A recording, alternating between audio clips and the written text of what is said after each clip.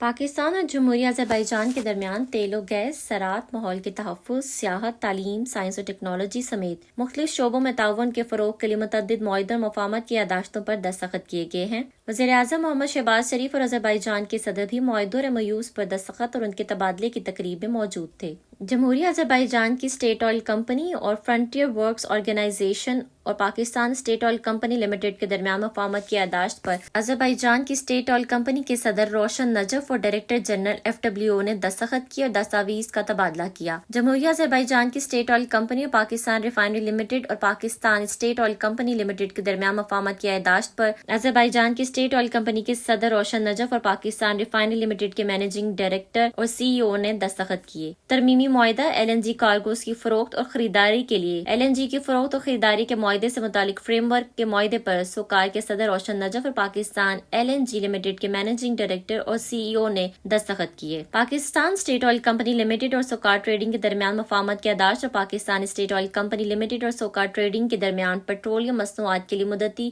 فروخت اور خریداری کے معاہدے کی اکنالجمنٹ پر سوکار ٹریڈنگ کے صدر روشن نجف اور Pakistan state oil company limited کے مینیجنگ ڈائریکٹر اور CEO نے دستخط کیے۔ دونوں ممالک کے متعلقہ اداروں کے حکام نے معاہدوں اور MOUs پر دستخط اور ان کا تبادلہ کیا۔